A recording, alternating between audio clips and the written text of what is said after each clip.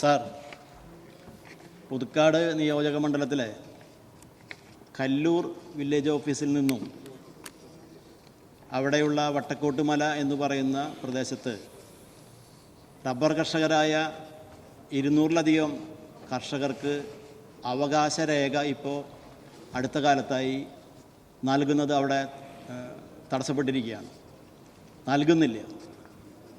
അപ്പോൾ അതുമായി ബന്ധപ്പെട്ട ഒരു പ്രശ്നമാണ് ഞാനിവിടെ സഭയിൽ സബ്മിഷനായിട്ട് ഉന്നയിക്കുന്നത്. മുകുന്ദപുരം താലൂക്ക് കല്ലൂർ വില്ലേജിൽ വട്ടക്കോട്ടുമല എന്ന് പറയുന്ന സ്ഥലത്ത് 1961 200-ലധികം റബ്ബർ കർഷകർക്ക് കൃഷി ചെയ്യുന്നതിന് വേണ്ടി ഭൂമി ലഭ്യമായി. ആ ഭൂമി 1971 അവർക്ക് പട്ടയം ലഭിച്ചു. പട്ടയം ലഭിച്ചപ്പോൾ പൂർണ്ണമായ ക്രയവിക്രയ സ്വാതന്ത്ര്യത്തോടു കൂടിയിട്ടാണ് കൈവശ രേഖ എല്ലാം ഉൾപ്പെടുത്തിക്കൊണ്ടാണ് അന്ന് പട്ടയം ലഭ്യമായിട്ടുള്ളത്. ഇപ്പോൾ പട്ടയം ലഭിച്ച് 50 വർഷത്തോളം അവിടെ ഉള്ള വ്യക്തികൾ, ഈ കർഷകർ അവരുടെ ഭൂമി കൈമാറ്റം ചെയ്യുകയും പോക്കുവരവൊക്കെ നടത്തുകയൊക്കെ ചെയ്തിട്ടുള്ളതാണ്. ഇപ്പോൾ ഈ അടുത്ത കാലത്തായി അവർക്ക് അവകാശരേഖ വില്ലേജ് ഓഫീസിൽ നിന്ന് നൽകുന്നത് നിർത്തിവെച്ചിരിക്കുകയാണ്. അപ്പോൾ സംസ്ഥാന സർക്കാരിൻ്റെയോ റവന്യൂ വകുപ്പിൻ്റെയോ ജില്ലാ കളക്ടറുടെയോ ഒന്നും ഉത്തരവിൻ്റെ അടിസ്ഥാനത്തിലല്ല അത് നിർത്തിവെച്ചത് എന്നാണ് അറിയാൻ കഴിഞ്ഞത്. നിരവധി അപേക്ഷകൾ നിരവധി കർഷകർ നൽകിയിട്ടും ഈ പ്രശ്നത്തിനൊരു പരിഹാരം ഉണ്ടായിട്ടില്ല എന്നുള്ളതാണ് ഗൗരവമായ കാര്യം.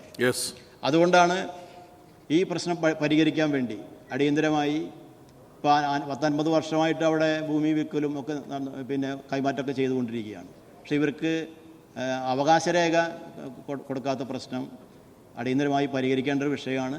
അത് ഞാൻ ഈ സബ്മിഷനിലൂടെ ഇവിടെ ഉന്നയിക്കുകയാണ്. ബഹുമാനപ്പെട്ട റവന്യൂ ഭവന നിർമ്മാണ വകുപ്പ് മന്ത്രി.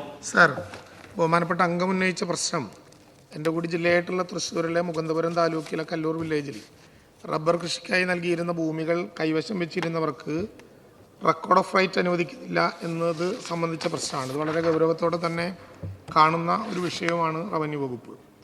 1960 ഗവൺമെൻറ് ഭൂമി റബ്ബർ കൃഷിക്കാർക്കായി പതിച്ചു നൽകൽ പ്രത്യേക ചട്ടങ്ങളിലെ ചട്ടം 8 പ്രകാരമുള്ള നിബന്ധനകളുടെ അടിസ്ഥാനത്തിൽ കേരള ഭൂമി പതിച്ചു നൽകൽ നിയമത്തിലെ 4ഉം 5ഉം വകുപ്പിൽ പറഞ്ഞിട്ടുള്ള നടപടിക്രമങ്ങൾ പാലിച്ചാണ് റബ്ബർ കൃഷിക്കായി ലൈസൻസ് അനുവദിച്ചിട്ടുള്ള ഭൂമികൾ പതിച്ചു നൽകുന്നത്. സർ, ഗവൺമെൻറ് ഭൂമി റബ്ബർ കൃഷിക്കായി പതിച്ചു നൽകൽ പ്രത്യേക ചട്ടപ്രകാരം 25-നും 45-നും മധ്യപ്രായമുള്ള കർഷക തൊഴിലാളിക്കോ അഭ്യസ്തവിദ്യനായിട്ടുള്ള തൊഴിൽ രഹിതനോ റബ്ബർ കൃഷി നടത്തുന്നതിനും തൊഴിൽ ചെയ്യുന്നതിനും ലൈസൻസ് അനുവദിക്കാൻ ചട്ടങ്ങൾ അനുശാസിക്കുന്നുണ്ട്. വ്യക്തി എന്ന നിലയിലോ കുടുംബം എന്ന നിലയിലോ സ്വന്തമായി ഭൂമിയൊന്നും ഇല്ലാത്ത വ്യക്തികൾക്കോ ഉടമസ്ഥൻ എന്ന നിലയിലോ കുടിയാൻ എന്ന നിലയിലോ 2 ഏക്കറിന് താഴെ ഭൂമിയുള്ള കൈവശമുള്ള വ്യക്തികൾക്കോ മാത്രമേ ലൈസൻസ് അനുവദിക്കുകയുള്ളൂ. ഈ ചട്ടങ്ങൾ പ്രകാരമുള്ള ലൈസൻസ് ആദ്യഘട്ടത്തിൽ 10 വർഷത്തേക്കും പിന്നീട് അത്രയും കാലയളവിലേക്ക് പുതുക്കി നൽകുകയും ചെയ്യാം.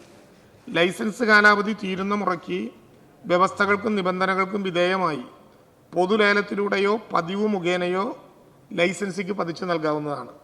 പതിച്ചു നൽകുന്ന കേസുകളിൽ സ്ഥലവിലയുടെ 25% പ്രീമിയമായും 10 തവണകളിലായി ഭൂമി വിലയും ഒടുക്കണം.